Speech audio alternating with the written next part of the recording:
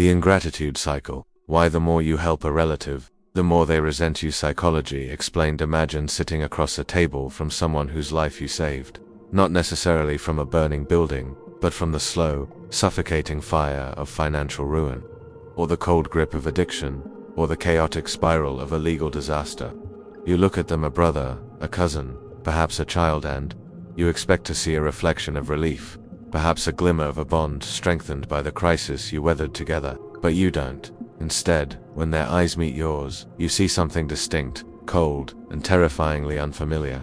It isn't gratitude. It is a quiet, simmering hostility, a darkness that seems to have grown in direct proportion to the generosity you offered.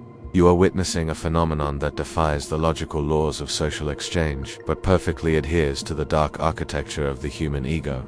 You are looking into the eyes of the ingratitude cycle. This is not a story about bad manners. It is a forensic investigation into a psychological paradox that has shattered families since the dawn of history. The paradox is simple yet devastating. The more you help a relative, the more they are psychologically compelled to resent you. To understand why, we must peel back the polite veneer of family dynamics and descend into the basement of the subconscious, where the debts of the soul are tallied not in money, but in power, autonomy, and shame. The story usually begins with a frantic phone call in the middle of the night, the kind that shatters the peace of a Tuesday evening. A relative is in trouble. The crisis is real, the panic is palpable, and your instinct, driven by biology, love, and societal duty, is to intervene. You become the savior. In this moment, a contract is signed in the invisible ink of human behavior, a contract that neither of you reads until it is too late. You provide the loan, the guest room, the job offer, or the bail money. The immediate aftermath is what psychologists call the honeymoon of relief. The dopamine hits for both parties. You feel competent, needed, and virtuous. They feel safe, rescued, and unburdened. But this phase is a mirage. It is a temporary biological high masking a shifting tectonic plate in the relationship's power dynamic. You have just inadvertently walked into a minefield of reactance theory. In psychology, reactance is the severe negative emotional reaction experienced when an individual feels their freedom or autonomy is being threatened. When you hand over the check or open your door, you think you are giving a gift, but the subconscious mind of the recipient perceives it as a purchase. You have purchased a share of their autonomy. You have proven, through action, that they were incapable of survival without you. This realization triggers a primal defense mechanism deep within their lizard brain.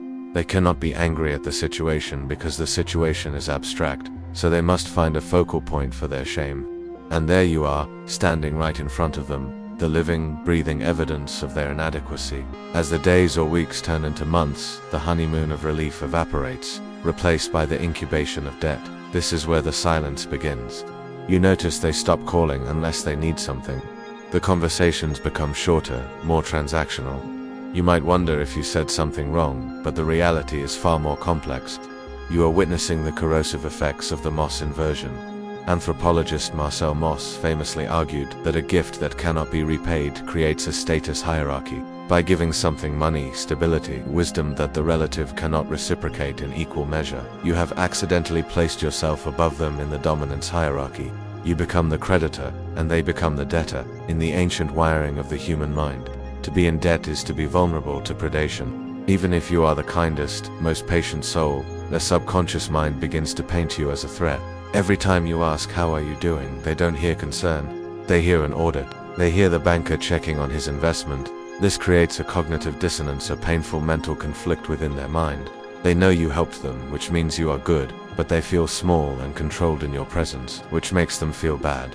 To resolve this tension, the human mind engages in a terrifying feat of gymnastics. It rewrites the narrative. To survive the crushing weight of gratitude, they must villainize the benefactor.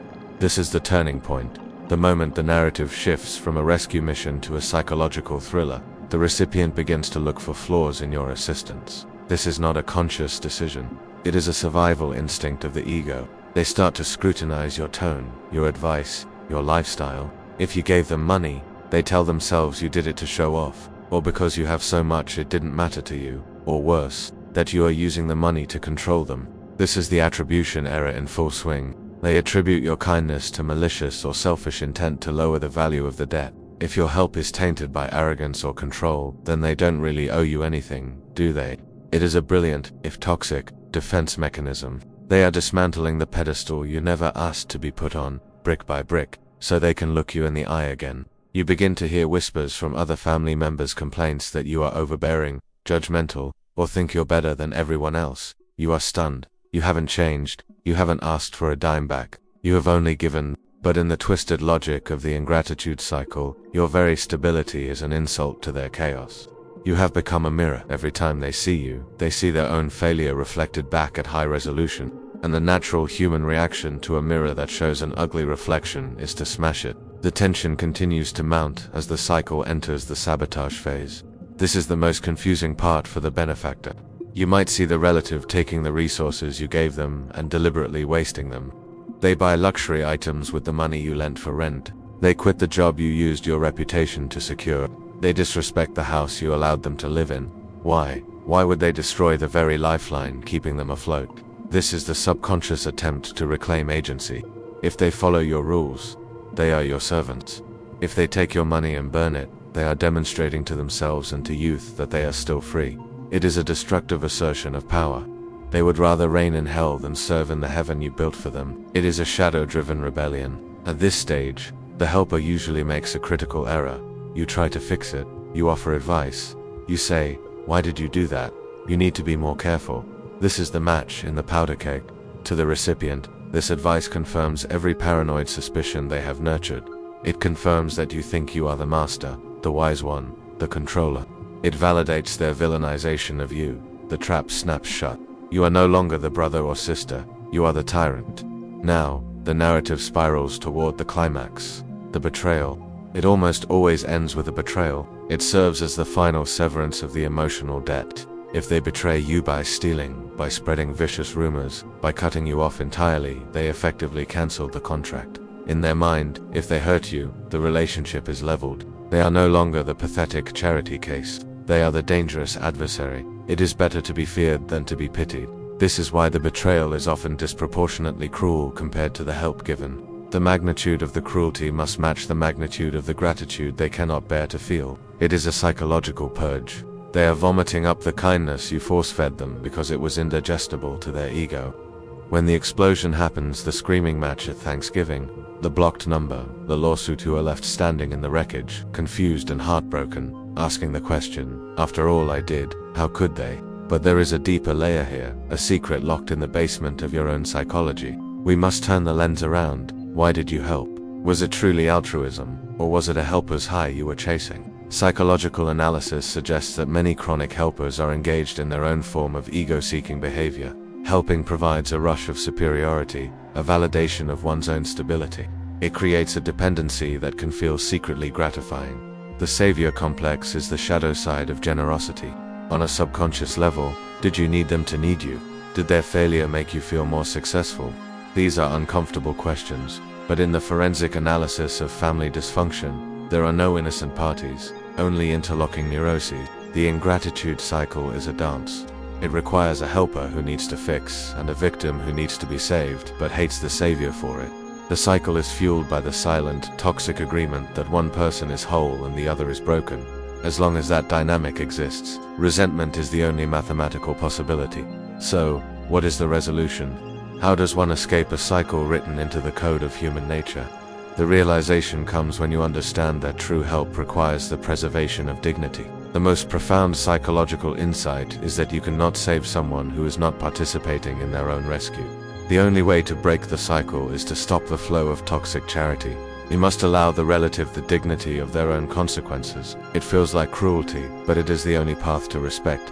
When you stop catching them, they are forced to find their own footing, and in that struggle, they may finally build the self-esteem that allows them to relate to you as an equal, rather than a debtor. The silence that follows the cutting of ties is not a silence of ingratitude. It is the necessary silence of growth. You must step back from the role of the savior so they can step out of the role of the victim. The thriller ends not with a dramatic rescue, but with the quiet, painful, and necessary act of letting go. You realize that the greatest gift you can give them is not your money, or your house, or your advice. It is their own struggle. Because in the end, the only person who can truly save them is the one person they have been avoiding in the mirror. And until they face that reflection alone, your help is nothing but a shadow, lengthening the darkness in which they hide. The ingratitude cycle is broken only when the debt is cancelled, not by repayment, but by the refusal to issue the loan in the first place.